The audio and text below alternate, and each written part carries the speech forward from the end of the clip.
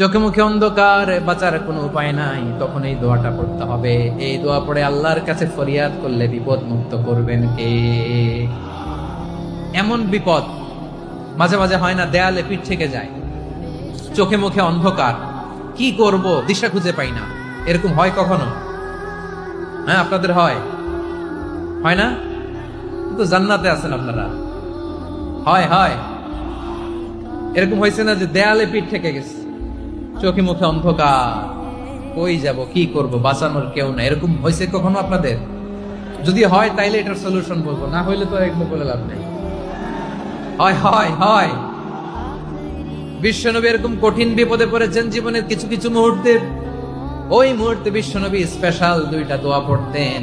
এই দোয়াগুলো আপনাদেরকে জানিয়ে দেয়। বিশ্বনবী বলেন, কঠিনতম বিপদে যখন পড়বা, দেয়ালে পিঠ থেকে যায়, চোখে মুখে অন্ধকার, বাঁচার কোনো উপায় নাই, তখন পড়বা লা ইলাহা ইল্লা আনতা সুবহানাকা ইন্নী কুনতু মিনাজ জালিমিন।